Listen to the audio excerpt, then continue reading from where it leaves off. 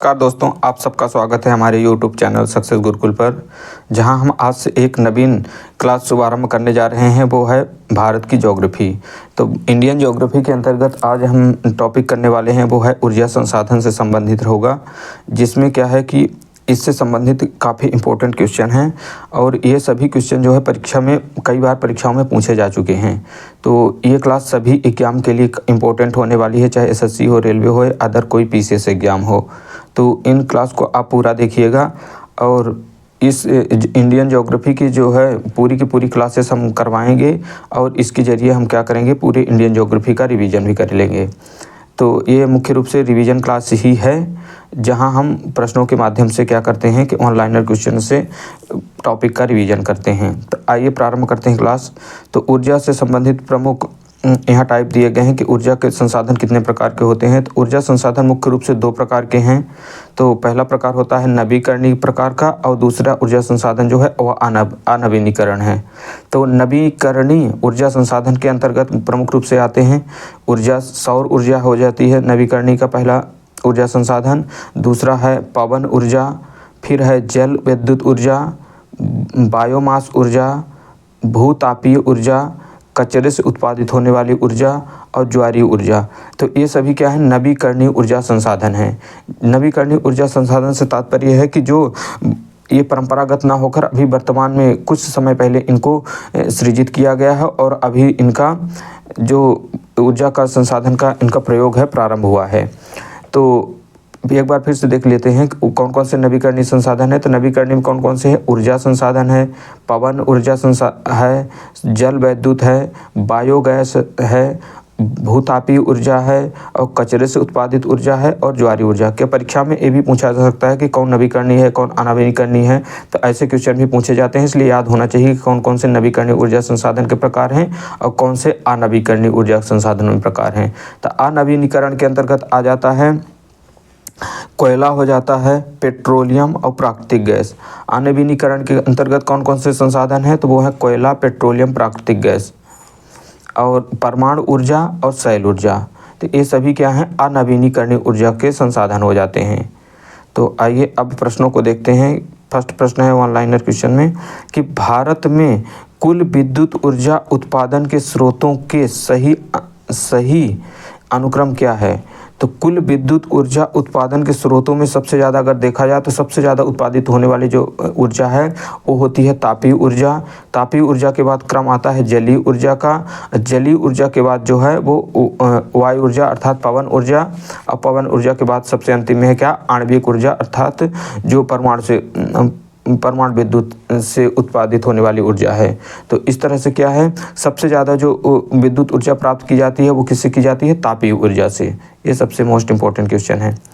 Next अब आते हैं कि जवाहरलाल नेहरू राष्ट्रीय सौर मिशन किस वर्ष प्रारंभ किया गया था। तो जवाहरलाल नेहरू राष्ट्रीय सौर मिशन का जो प्रारंभ हुआ है वो हुआ है वर्ष 2009 से। जवाहरलाल नेहरू राष्ट्रीय सौर मिशन का उद्देश्य वर्ष 2022 तक 20,000 मेगावाट क्षमता वाली ग्रिड की स्थापना करना है। तो जो 2009 में जवाहरलाल नेहरू सौर मिशन की प्रारंभ किया गया था, तो इसका टारगेट रखा गया था कि 2022 तक क्या है, 20,000 मेगावाट क्षमता की वाली ग्रिड की स्थापना की जाएगी। प्रश्न नेक्स्ट है, काकरापार परमाणु विद्युत संयंत्र किस राज्य में स्थित है। तो काकरापार परमाणु विद्युत संयंत्र जो है वो गुजरात राज्य में अब स्थित है। अगला प्रश्न है कि भारत में पेट्रोलियम का अग्रणी उत्पादक राज्य कौन है। तो भारत का पेट्रोलियम में अग्रणी उत्पादक राज्य है वो है गुजरात। गुजरात राज्य पेट्रोलियम के उत्पादन में अग्रणी राज्य है। पेट्रोल उत्पादक क्षेत्र लूनेज, वेरी इंपॉर्टेंट क्वेश्चन है ये, कि पेट्रोल उत्पादक क्षेत्र जो लूनेज है वो किस राज्य में स्थित है। तो ये जो लूनेज पेट्रोलियम उत्पादक क्षेत्र है वो गुजरात राज्य में स्थित है। नेक्स्ट आते हैं कि भारत वाणिज्यिक ऊर्जा के लिए मुख्यतः जीवाश्म ईंधन फॉसिल फ्यूल पर निर्भर है। भारत में कुल स्थापित विद्युत क्षमता में से जो 69.4% ताप विद्युत है, जिसमें क्या है, कोयला, पेट्रोलियम, प्राकृतिक गैस शामिल है। 14.8% जो है वो अक्षय ऊर्जा स्रोतों से है, 13.9 पन बिजली से और 1.9 जो है वो परमाणु ऊर्जा से विद्युत ऊर्जा प्राप्त होती है। इसी प्रकार जो गैर वाणिज्यिक ऊर्जा का लगभग 60% जलाऊ लकड़ी से प्राप्त होता है। इसके साथ है 30% गोबर से और अपशिष्ट पदार्थों से 10% है। तो इसमें जो सबसे इम्पोर्टेंट पॉइंट याद रखने वाला है वो ये है कि सबसे ज़्यादा विद्युत क्षमता कहाँ से प्राप्त होती है, तो वो होती है ताप विद्युत से, जिसमें क्या है कोयला, पेट्रोलियम, प्राकृतिक गैस शामिल होते हैं। और अक्षय ऊर्जा से कितनी प्राप्त होती है, तो अक्षय ऊर्जा से जो प्राप्त होता है स्रोत है उससे 14.8% प्राप्त करते हैं। और पन बिजली से 13.9 लगभग 14% इससे भी प्राप्त होती है। और परमाणु ऊर्जा से होती है 1.9 अर्थात 2% के लगभग क्या है परमाणु ऊर्जा से विद्युत ऊर्जा प्राप्त होती है। नेक्स्ट आते हैं कि राणा प्रताप सागर बांध। राणा प्रताप सागर बांध पर विद्युत गृह कहाँ स्थापित किया गया है, तो राणा प्रताप सागर बांध पर जो विद्युत गृह बना है वो बना है कोटा राजस्थान में, जो कि क्या है ये चंबल नदी पर स्थित है। नेक्स्ट आता है पवन ऊर्जा के उत्पादन में किस राज्य का प्रथम स्थान है, तो पवन ऊर्जा विंड एनर्जी के उत्पादन में जो है तमिलनाडु का प्रथम स्थान है। तमिलनाडु राज्य जो है पवन ऊर्जा विंड एनर्जी के उत्पादन में प्रथम स्थान रखता है। नेक्स्ट अब आते हैं कि भारत में प्रचुर मात्रा में उपलब्ध नाभिकीय ईंधन कौन सा है, तो भारत में प्रचुर मात्रा में उपलब्ध नाभिकीय ईंधन जो है वो है थोरियम। थोरियम कहाँ पाया जाता है, तो थोरियम पाया जाता है ये केरल के मोनोजाइट रेत में पाया जाता है। नेक्स्ट है कि भारत का कौन सा शैल तंत्र कोयला के भंडारों की दृष्टि से प्रमुख क्षेत्र है, तो कोयला के भंडारों का जो प्रमुख क्षेत्र है वो है गोंडवाना तंत्र। गोंडवाना तंत्र की जो शैलें हैं इनमें प्रमुख रूप से कोयला के भंडार के निक्षेप पाए जाते हैं। जबकि जो कुड़प्पा धारवाड़ क्रम की जो चट्टानें हैं उनमें लौह अयस्क मुख्य रूप से पाया जाता है। नेक्स्ट आता है कि भारत कोयला उत्पादक अग्रणी राज्य कौन कौन से हैं, तो भारत में कोयला उत्पादक के अग्रणी राज्यों में देखे जाएं तो सबसे उत्पादन में तो इसमें अगर करंट डेटा देखा जाए तो छत्तीसगढ़ पहले पर होगा, जबकि उड़ीसा दूसरे पर। जबकि ये थोड़ा पुराना डाटा है, इस कारण से क्या है इसमें भंडारण की दृष्टि देखा जाए तो फिर हो जाते हैं उड़ीसा, झारखंड और छत्तीसगढ़ तीनों हैं। तो इसमें से क्या है थोड़ा बहुत अदलता बदलता रहता है ये डेटा समय समय पर। तो जो अग्रणी उत्पादन में देखा जाए तो उत्पादन में इसमें होगा पहले स्थान पर, तो हो जाएगा छत्तीसगढ़, झारखंड, फिर उड़ीसा होगा। नेक्स्ट आता है कि भारत में कोयले का भंडार कहाँ सबसे ज़्यादा पाए जाते हैं, तो कोयले का भंडार अगर देखा जाए तो कोयले का भंडार सबसे ज़्यादा है वो झारखंड में है। जबकि उत्पादन में कौन है, तो उत्पादन में है छत्तीसगढ़। नेक्स्ट अब आते हैं यहाँ भारत में स्थित प्रमुख ताप विद्युत केंद्र स्टेशन कहाँ हैं, तो ताप विद्युत के जो स्टेशन हैं उनको देख लेते हैं राज्य वाइज। तो सबसे पहला राज्य है आंध्र प्रदेश। आंध्र प्रदेश में स्थित ताप विद्युत केंद्र है वो है भद्राचलम में। भद्राचलम के अलावा है कोट्टागुदेम में और मानगुरु और नेल्लोर। तो आंध्र प्रदेश के अंदर 4 ताप विद्युत केंद्र हैं, जिनमें कौन कौन से हैं, भद्राचलम, कोट्टागुदेम और मानगुरु, और साथ ही कहाँ है, नेल्लोर में है। तेलंगाना के अंदर कहाँ है, तेलंगाना के अंदर जो सबसे इम्पोर्टेंट है वो है रामागुंडम। रामागुंडम ये परीक्षा में पूछा गया है कि रामागुंडम ताप विद्युत केंद्र किस राज्य में स्थित है, तो वो है तेलंगाना में। इसके अलावा तेलंगाना में विजयवाड़ा में भी ताप विद्युत केंद्र है। नेक्स्ट आता है असम। असम के अंतर्गत ये बोगाई गांव ये परीक्षा में पूछा जा चुका है। तो बोगाई गांव जो है वो ताप विद्युत स्टेशन किस राज्य में है, तो वो है असम में। इसके अलावा चंद्रपुर और कामरूप में भी ताप विद्युत केंद्र हैं। बिहार के दोनों ही ताप विद्युत केंद्र काफ़ी इंपॉर्टेंट है, परीक्षा में पूछे जा चुके हैं। तो बिहार का जो ताप विद्युत केंद्र है वो है बरौनी और कहलगांव। बिहार बा से बरौनी, तो बा से बिहार और बरौनी, इसके अलावा कौन सा है, कहलगांव। बरौनी कहलगांव क्या है, बिहार के ताप विद्युत केंद्र हैं। कोरबा कहाँ है, तो कोरबा है छत्तीसगढ़ राज्य में, इसको तो आप जानते ही होंगे। नेक्स्ट है दिल्ली।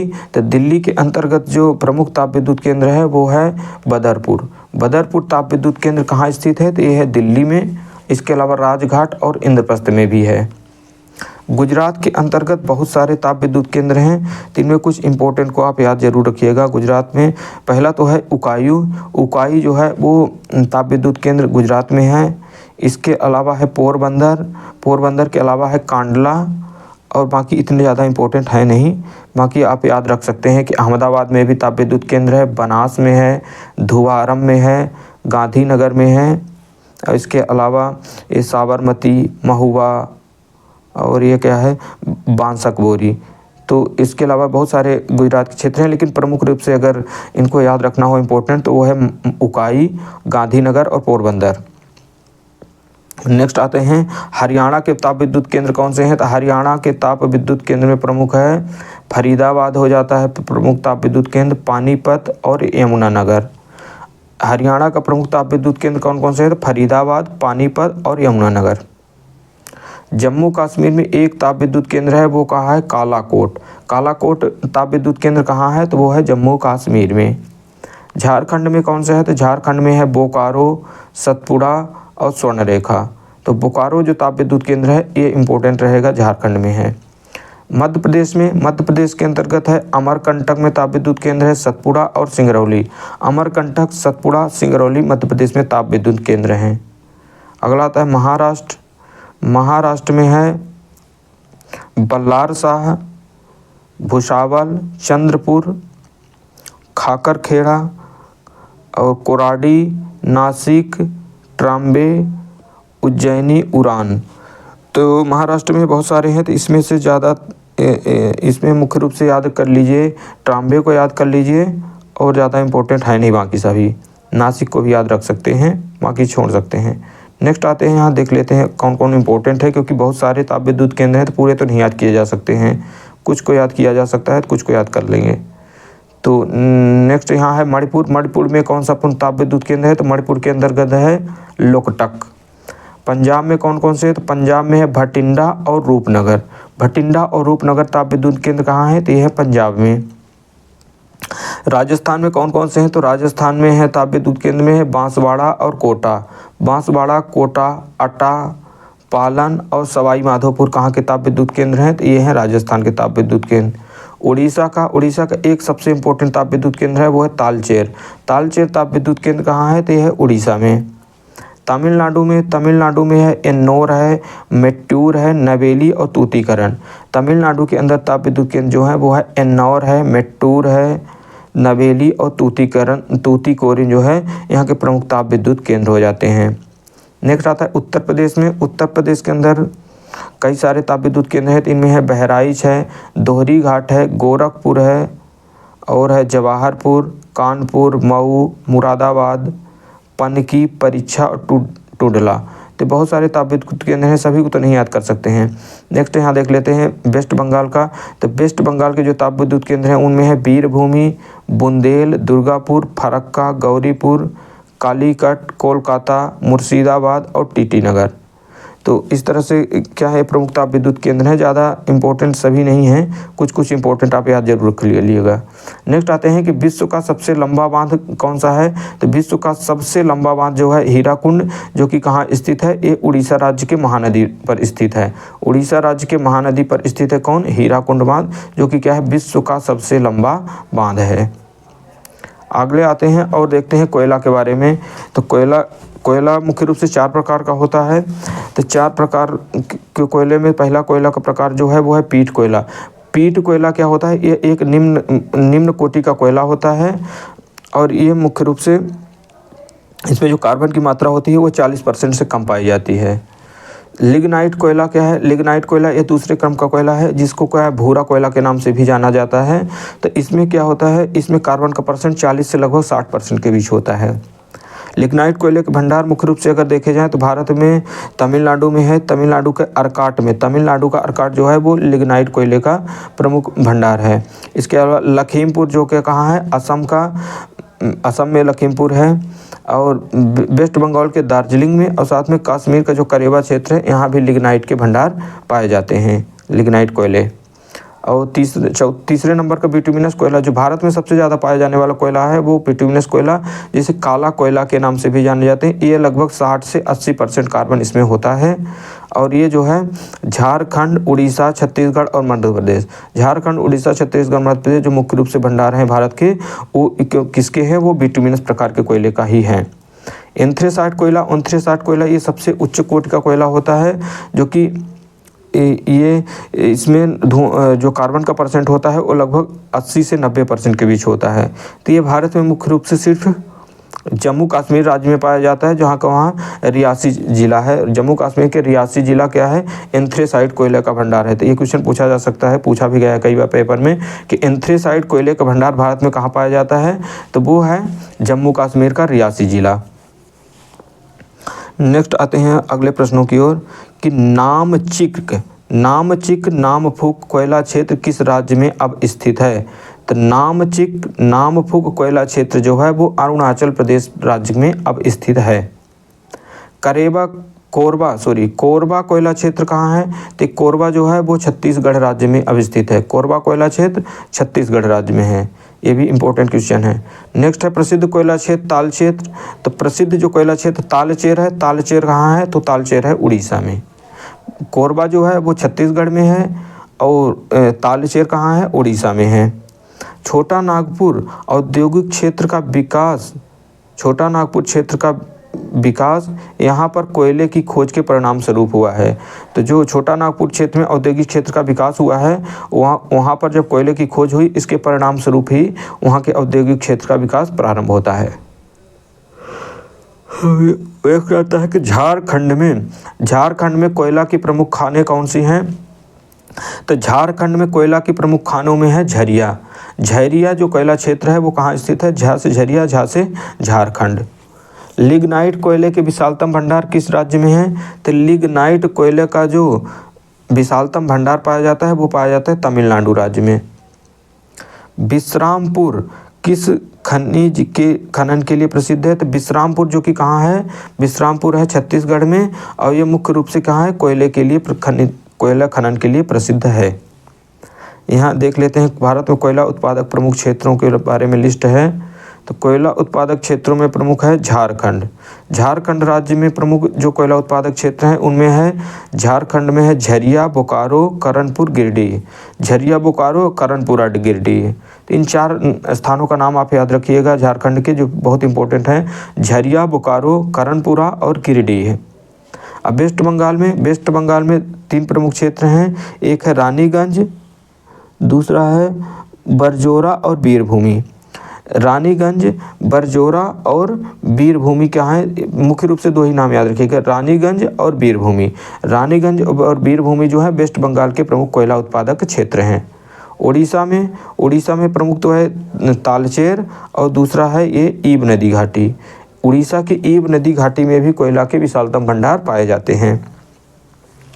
मध्य प्रदेश में कौन है, तो मध्य प्रदेश में है उमरिया और सिंगरौली। मध्य प्रदेश में उमरिया और सिंगरौली जो हैं वो कोयला के प्रमुख उत्पादक क्षेत्र हैं। छत्तीसगढ़ में है प्रमुख रूप से कोरबा है, सोहागपुर है, सोनहट है, सिंदूरगढ़ है, मांदरायगढ़ है और विश्रामपुर है। तो छत्तीसगढ़ में 3-4 इंपॉर्टेंट स्थानों का नाम याद ही रखिएगा कि एक तो कोरबा, दूसरा है विश्रामपुर और तीसरा है एक ये सिंदूरगढ़। तो ये क्या है, कोयला के प्रमुख उत्पादक क्षेत्र छत्तीसगढ़ के हैं। फिर आता है तेलंगाना में प्रमुख है सिंगरैनी कोयला क्षेत्र कहाँ है, सिंगरौली जो पूछा जाए तो सिंगरौली मध्य प्रदेश का कोयला क्षेत्र है, जबकि सिंगरैनी जो है वो तेलंगाना का प्रमुख कोयला क्षेत्र है। और इसके अलावा गोदावरी घाटी भी तेलंगाना का प्रमुख कोयला क्षेत्र है। महाराष्ट्र में आ जाती है वर्धा घाटी और कंपाटी बांदेर। वर्धा घाटी और कंपाटी बांदेर जो है वे महाराष्ट्र के प्रमुख कोयला उत्पादक क्षेत्र होते हैं। आइए और भी क्वेश्चन देखते हैं। कोयले का सर्वाधिक उपयोग होता है, तो कोयले का जो सबसे ज़्यादा उपयोग होता है वो किस में होता है, वो होता है विद्युत ऊर्जा के उत्पादन में। विद्युत ऊर्जा के उत्पादन में कोयले का सर्वाधिक उपयोग किया जाता है। भारत में सर्वप्रथम तेल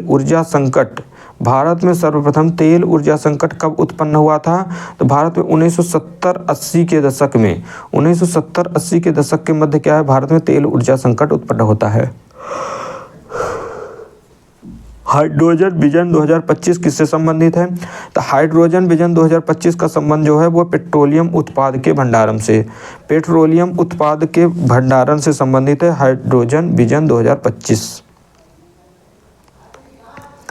भारत में पेट्रोलियम तथा प्राकृतिक गैस की खोज निम्नलिखित में से किन बेसिनों में हुई है?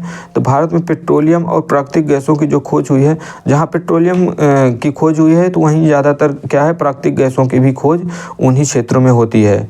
तो प्रमुख क्षेत्रों में देखें तो असम का जो उत्तरी क्षेत्र है, ऊपरी असम का जो बेसिन है, यहाँ से पेट्रोलियम और प्राकृतिक गैस की खोज हुई है। और वेस्ट बंगाल का बेसिन है, यहाँ से होती है। पश्चिमी हिमालय बेसिन से पेट्रोलियम और प्राकृतिक गैस के भंडार खोजे गए हैं। राजस्थान और सौराष्ट्र कक्ष बेसिन से भी प्राकृतिक और पेट्रोलियम गैस के खोज होती है। उत्तरी गुजरात बेसिन से उत्तरी बेसिन क्षेत्र जितने दिए गए हैं, इतना वर्ग किलोमीटर याद रखना ये पॉसिबल नहीं है, इसको नहीं याद रखिएगा, सिर्फ क्षेत्र याद रखिए कहाँ कहाँ से प्राप्त हुई है। तो प्रमुख रूप से जो क्षेत्र हैं उनके अंतर्गत एक ये भी है, खंभात की खाड़ी और बंगाल हाई अपतटीय क्षेत्र जो है, ये भी क्या है, पेट्रोलियम प्राकृतिक गैस के क्षेत्र हैं। और अंडमान निकोबार का तटीय बेसिन जो क्षेत्र है, तटीय तमिलनाडु और आंध्र प्रदेश तथा केरल बेसिन है, और साथ ही गंगा घाटी बेसिन है। तो यहाँ से क्या है, प्राकृतिक गैसों की प्रमुख रूप से खोज हुई है। इसके अलावा प्रमुख तेल उत्पादक क्षेत्र देखें तो भारत में तेल उत्पादक क्षेत्रों को मुख्यतः 4 प्रमुख क्षेत्र हैं। एक तो है ब्रह्मपुर घाटी, दूसरा है गुजरात तट, और तीसरा 2 है पश्चिमी अपतटीय क्षेत्र और पूर्वी अपतटीय क्षेत्र। पश्चिमी अपतटीय क्षेत्र और पूर्वी अपतटीय क्षेत्र, साथ ही कौन कौन से हैं, और ब्रह्मपुत्र घाटी और गुजरात तट जो है, ये क्या है, भारत में प्रमुख तेल उत्पादक क्षेत्र हैं। तो अगर पूछे जाते हैं तेल उत्पादक क्षेत्र तो आप बता दीजिएगा। नेक्स्ट अब आते हैं कि विश्व में कुल ऊर्जा उत्पादन का 1/4 हिस्सा जो है वो जल विद्युत से उत्पन्न किया जाता है। तो लगभग 25% हिस्सा जो है विश्व में ऊर्जा का, वो किससे प्राप्त होता है? तो वो प्राप्त होता है जल विद्युत ऊर्जा से। भारत, नेक्स्ट आते हैं प्रश्न में कि भारत में तेल के अन्वेषण का कार्य ऑयल इंडिया लिमिटेड के द्वारा किया जाता है। तो भारत में तेल अन्वेषण का कार्य किसके द्वारा किया जाता है? तो ऑयल इंडिया लिमिटेड के द्वारा किया जाता है।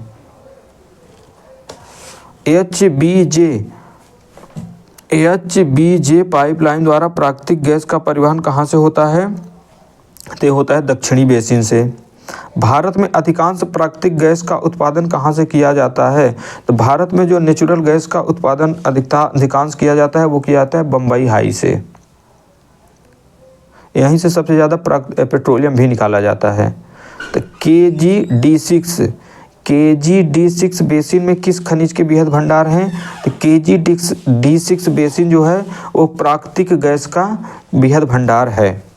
कुडनकुलम नाभिकीय ऊर्जा संयंत्र, कुडनकुलम जो न्यूक्लियर पावर प्लांट है वो किस राज्य में स्थित है? तो कुडनकुलम जो है वो तमिलनाडु राज्य में अवस्थित प्रमुख नाभिकीय ऊर्जा संयंत्र है। भारत का सर्वप्रथम खनिज तेल का कुआं निर्मित किया गया था। तो भारत में सर्वप्रथम जो खनिज तेल का कुआं निर्मित किया गया था वो किया गया था माकुम, असम में। नेक्स्ट आते हैं, भारत की सबसे पुरानी तेल शोधन इकाई कहाँ स्थापित हुई थी? तो भारत की सबसे पुरानी तेल शोधन जो इकाई है वो डिगबोई, असम में है। भारत का 25वां परमाणु संयंत्र कहाँ स्थित है? तो 25वां परमाणु विद्युत संयंत्र जो है वो रावत भाटा, राजस्थान में अब स्थित है। ज्वारीय ऊर्जा के उत्पादन में ज्वारीय ऊर्जा के उत्पादन के लिए भारत का कौन सा क्षेत्र महत्वपूर्ण है? तो ज्वारीय ऊर्जा के उत्पादन के लिए भारत का क्षेत्र है वो है खंभात की खाड़ी। नेक्स्ट आते हैं, भारत में परमाणु ऊर्जा के लिए कार्यशील केंद्र एवं रिएक्टर संयंत्र कौन से हैं? तो प्रमुख केंद्र है जो कैगा है वो कहाँ है? तो कैगा परमाणु ऊर्जा केंद्र है वो है कर्नाटक में। कलपक्कम कहाँ है? तो कलपक्कम है तमिलनाडु राज्य में। रावत भाटा राजस्थान में है। कुडनकुलम तमिलनाडु राज्य में है। काकरापार, इसके बारे में हम पढ़ चुके हैं, गुजरात में है। नरौरा कहाँ है? तो नरौरा है उत्तर प्रदेश में। तारापुर है महाराष्ट्र में। तारापुर जो नाभिकीय रिएक्टर है ये अमेरिका के सहयोग से लगाया गया था। जो रावत भाटा नाभिकीय संयंत्र है ये कनाडा के सहयोग से लगा था। और साथ में जो नरौरा लगा था रूस के सहयोग से। तो ये भी आप याद रखिएगा। नेक्स्ट आते हैं, भारत में कुल उत्पादित विद्युत ऊर्जा में परमाणु ऊर्जा का स्थान कितना है? तो अभी हमने पढ़ा था 1.9। तो लगभग 2% क्या है विद्युत ऊर्जा में परमाणु ऊर्जा का भी हिस्सा है। भारत में 8 द्रवित भारी जल रिएक्टर संयंत्र कौन से हैं? तो भारत में जो भारी जल संयंत्र हैं उनके नाम देख लेते हैं। तो एक इनकी संख्या कुल 8 है। पहला है नांगल जो कि कहाँ है भारी जल रिएक्टर, ये कहाँ है? तो ये है पंजाब में। बड़ोदरा कहाँ है? तो बड़ोदरा है गुजरात में। तूतीकोरिन कहाँ है? तूतीकोरिन है तमिलनाडु में। कोटा कहाँ है? तो कोटा है राजस्थान में। तलचर कहाँ है? तो तलचर है उड़ीसा में। थाल कहाँ है? तो थाल है महाराष्ट्र में। हजीरा है गुजरात में। मानगुरु कहाँ है? तो मानगुरु है तेलंगाना में। तो एक बार इसका फिर से रिवीजन करते हैं कि नांगल भारी जल संयंत्र कहाँ है? तो भारी जल रिएक्टर संयंत्र जो है नांगल वो है पंजाब में। बड़ोदरा कहाँ है? तो बड़ोदरा है गुजरात में। तूतीकोरिन है तमिलनाडु में। कोटा तो आप जानते ही हैं सब राजस्थान में है। जो सबसे इम्पोर्टेंट है वो है ये है तालचेर कहाँ है? उड़ीसा में है। और थाल महाराष्ट्र में है। इसके अलावा हजीरा जो है वो हजीरा है गुजरात में। और सबसे इम्पोर्टेंट हो जाता है मानगुरु। तो मानगुरु जो है वो है तेलंगाना में। मानगुरु भारी जल संयंत्र कहाँ है? वो है तेलंगाना में। नेक्स्ट आते हैं कि इंडियन ब्यूरो ऑफ माइंस के अनुसार भारत में कुल 23 तेल शोधक संयंत्र हैं। तो भारत के तेल शोधक संयंत्रों के बारे में भी देख लेते हैं। तो ये तेल शोधक संयंत्र लगभग 23 हैं। सभी को ज़्यादा इम्पोर्टेंट नहीं है, कुछ इम्पोर्टेंट है उनको तो ज़रूरी देख लेते हैं। तो पहला तो है डिगबोई जो है क्या भारत की पहला तेल शोधन संयंत्र है। तो ये तो भारी इंपॉर्टेंट है। 1901 में इसमें उत्पादन प्रारंभ हुआ था। और ये कहाँ है? डिगबोई असम में है। ट्राम्बे कहाँ है? तो ट्राम्बे है महाराष्ट्र में। विशाखापत्तनम तो आप जानते हैं कहाँ है? तो आंध्र प्रदेश में है। सबसे इम्पोर्टेंट एक और आता है नूनामाती है जो है गुवाहाटी में है। नूनामाती गुवाहाटी, ये कहाँ है? ये है असम में। बरौनी तेल शोधन संयंत्र कहाँ है? तो बरौनी तेल शोधन संयंत्र है बिहार में। ये इम्पोर्टेंट है। बरौनी तेल शोधन संयंत्र कहाँ है? तो बरौनी तेल शोधन संयंत्र जो है वो बिहार में है। कोयली, ये भी इम्पोर्टेंट है। कोयली तेल शोधन संयंत्र कहाँ है? तो कोयली तेल शोधन संयंत्र है केरल में। इसके अलावा ज़्यादा इंपॉर्टेंट कौन है? तो ये है बोंगाई गांव जो तेल शोधन संयंत्र है वो कहाँ है? तो वो है असम में। इसके अलावा बाकी तो आपको स्थान नाम पता ही होंगे, जैसे कोच्चि कहाँ है? केरल में है। मनाली, तो मनाली ये हिमाचल प्रदेश वाला नहीं है। मनाली एक कहाँ है? तमिलनाडु में भी है। इसके अलावा हल्दिया कहाँ है? वेस्ट बंगाल में है। चेन्नई तमिलनाडु में है। इसके अलावा और देखते हैं नागपट्टनम। तो नागपट्टनम तेल शोधन संयंत्र कहाँ है? तो नागपट्टनम तेल शोधन संयंत्र है तमिलनाडु में। मथुरा तो उत्तर प्रदेश में है। मैंगलोर कर्नाटक में है। पानीपत हरियाणा में है। इम्पोर्टेंट आ जाता है ये नुमालीगढ़। तो नुमालीगढ़ कहाँ है? तो नुमालीगढ़ तेल शोधन संयंत्र आसाम में है। जामनगर गुजरात में है। तातीपाका, ये कई बार पेपर में पूछा जा चुका है। तातीपाका जो है तेल शोधन संयंत्र ONGC का है। ये कहाँ है? आंध्र प्रदेश में है। बादीनार जो है वो तेल शोधन संयंत्र गुजरात में है। भटिंडा पंजाब में है। बीना तेल शोधन संयंत्र कहाँ है? BPCL इसको नियंत्रण में है। तो ये है मध्य प्रदेश में। अब पारादीप तेल शोधन संयंत्र ये आता है उड़ीसा में। तो इस तरह से सभी तेल शोधन संयंत्र क्या हैं? 23 तेल शोधन संयंत्र भारत के अंदर संचालित है वर्तमान में। भूटान में भारत के सहयोग से संकोस मांगदेचू चुक्का और ये क्या है? ताला जल विद्युत परियोजनाएं स्थापित की गई हैं। तो भूटान में भारत के सहयोग से कौन कौन सी जल विद्युत परियोजनाएं हैं? तो वो है संकोस, मांगदेचू और चुक्का। और साथ में ये क्या है? ताला। अगला आता है विद्युतीकरण से संबंध प्रमुख संस्थानों के बारे में देख लेते हैं। तो एक इम्पोर्टेंट संस्थान है NTPC राष्ट्रीय ताप विद्युत निगम। तो ये महारत्न कंपनी है जो कि कब स्थापित हुई थी? तो 1975 में। इसका मुख्यालय नई दिल्ली में है। इसके अलावा कौन आती है? राष्ट्रीय पन बिजली निगम मिनी रत्न कंपनी है। और ये कहाँ है? ये फरीदाबाद में है। नेक्स्ट आती है राष्ट्रीय विद्युतीकरण निगम लिमिटेड। ग्रामीण ग्रामीण विद्युतीकरण निगम लिमिटेड, ये कहाँ है? तो ये है नई दिल्ली में। सभी के सन याद रखना इंपॉर्टेंट नहीं होता, क्योंकि ज्योग्राफी में ज़्यादातर समय डेट कम पूछी जाती है। इनके स्थानों के बारे में जानना आपके लिए ज़्यादा ज़रूरी है। तो इसके अलावा और भी देख लेते हैं, कभी सभी का देख लेते हैं। ग्रामीण विद्युतीकरण निगम लिमिटेड कहाँ है? तो यह है नई दिल्ली में। भारतीय विद्युत व्यापार निगम लिमिटेड कहाँ है? तो भारतीय विद्युत व्यापार निगम लिमिटेड पीटीसी इंडिया जो है वो भी नई दिल्ली में है। राष्ट्रीय विद्युत प्रशिक्षण संस्थान कहाँ है? तो ये भी फरीदाबाद में है। ऊर्जा दक्षता ब्यूरो कहाँ है? तो ये नई दिल्ली में है। गेल भारतीय गैस प्राधिकरण लिमिटेड गेल कहाँ है? तो ये भी नई दिल्ली में है। तेल एवं प्राकृतिक गैस निगम जो है वो भी नई दिल्ली में है। भारतीय विद्युत ग्रिड लिमिटेड कहाँ है? तो ये गुरुग्राम में है। आईओसी इंडियन ऑयल कॉरपोरेशन कहाँ है? नई दिल्ली में है। ऑयल इंडिया लिमिटेड ये कहाँ है? तो ये भी कहाँ है? नोएडा में है। नेक्स्ट आते हैं कि भारत के किस राज्य में बिजली की प्रति व्यक्ति क्षमता और उत्पादकता सर्वाधिक है? तो भारत के जो महाराष्ट्र राज्य में बिजली की प्रति व्यक्ति क्षमता और उत्पादकता सर्वाधिक है। रामपुर भारत का सौर ऊर्जा प्लांट लगाने वाला प्रथम गांव है। यह किस राज्य में स्थित है? तो रामपुर भारत में सौर ऊर्जा प्लांट लगाने वाला प्रथम गांव है, और यह जो है ये स्थित है उत्तर प्रदेश में। भारत में स्थापित विद्युत ऊर्जा स्रोतों में सर्वाधिक ऊर्जा जो है कोयले से प्राप्त होती है। तत्पश्चात नवीकरणीय ऊर्जा, जल विद्युत, प्राकृतिक गैस एवं परमाणु ऊर्जा का स्थान आता है। भारत में विद्युत ऊर्जा का सर्वाधिक मुख्य स्रोत क्या है? तो भारत में विद्युत ऊर्जा का सर्वाधिक मुख्य स्रोत है वो है कोयला। भारत में ऊर्जा उत्पादन में सर्वाधिक अंश किस प्रकार की ऊर्जा का है? तो भारत में ऊर्जा उत्पादन का सर्वाधिक अंश है ऊष्मीय ऊर्जा का, थर्मल एनर्जी का।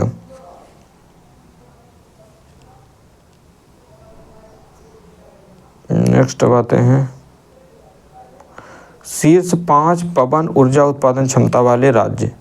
शीर्ष 5 पवन ऊर्जा उत्पादन क्षमता वाले राज्यों में तमिलनाडु सबसे ज़्यादा पवन ऊर्जा उत्पादन क्षमता है, और फिर गुजरात। इसके अलावा महाराष्ट्र, कर्नाटक और राजस्थान का स्थान आता है। भारत में मैग्नीज के सर्वाधिक निक्षेप किस राज्य में है? तो भारत में मैग्नीज के जो सर्वाधिक निक्षेप हैं वो है महाराष्ट्र राज्य में। महाराष्ट्र राज्य में मैग्नीज के सर्वाधिक निक्षेप पाए जाते हैं। अभ्रक की 3 किस्में कौन कौन सी हैं? तो अभ्रक की जो 3 किस्में हैं वो है श्वेत, पीत और श्याम। श्वेत, पीत और श्याम जो हैं वो अभ्रक की 3 प्रमुख किस्में हैं। राष्ट्रीय ताप विद्युत निगम की स्थापित क्षमता के बारे में यहाँ है। तो कोयला के आधारित जो संयंत्र हैं वो 21 हैं। गैस एवं तरल आधारित संयंत्र हैं वो 7 हैं। जल आधारित जो संयंत्र हैं वो 1 है। नवीकरणीय ऊर्जा परियोजनाओं के लिए जो है वो 12 हैं, और पवन ऊर्जा से आधारित 1 है।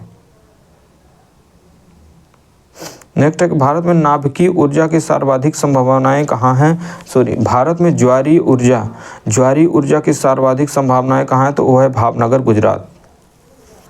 ओबरा ताप विद्युत केंद्र की स्थापना किस देश के सहयोग से की गई है? तो ओबरा ताप विद्युत केंद्र की स्थापना रूस के सहयोग से हुई है। ओबरा ताप विद्युत केंद्र की स्थापना किस देश के सहयोग से होती है? तो ये होती है रूस के सहयोग से। सतारा किस लिए प्रसिद्ध है? सतारा प्रसिद्ध है पवन ऊर्जा संयंत्र के लिए। पवन ऊर्जा संयंत्र के लिए प्रसिद्ध है क्या? सतारा। देश का प्रथम solar thermal power station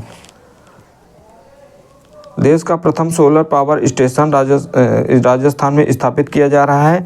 Jaisalmer के नोक में बनने वाला पावर प्लांट की क्षमता 50 मेगावाट होगी। इसमें टावर हीटिंग टेक्नोलॉजी का प्रयोग किया जाएगा। इस तकनीक से बिजली का वाणिज्यिक उत्पादन वर्तमान समय में केवल अमेरिका में हो रहा है। भारत विश्व का दूसरा ऐसा देश होगा जो इस टेक्नोलॉजी का विद्युत का वाणिज्यिक उत्पादन करेगा। तो ये टावर हीटिंग टेक्नोलॉजी का प्रयोग है, इससे पहले अमेरिका में हो रहा था, अब भारत भी इसका प्रयोग करेगा। एंथ्रेसाइट कोयला में सर्वोत्तम किस्म है जिसमें कार्बन की मात्रा लगभग 80 से 95% होती है। तो आज की क्लास काफ़ी इंपॉर्टेंट क्लास थी। इसमें हमने ऊर्जा से संबंधित जितने भी इम्पोर्टेंट फैक्ट थे उन सभी को कवर कर लिया है। तो उम्मीद करते हैं आपको ये क्लास ज़रूर अच्छी लगी होगी और नेक्स्ट क्लास हम जल्द लेकर कल आएंगे। और लगातार लगभग 10-12 क्लासेस में हमने पूरे ज्योग्राफी को कंप्लीट करने का टारगेट रखा है। तो उम्मीद करते हैं आप सबको ये क्लास काफ़ी इंपॉर्टेंट साबित होगी। तो नेक्स्ट क्लास में मिलेंगे, तब तक के लिए आप सभी को बहुत बहुत धन्यवाद। जय हिंद।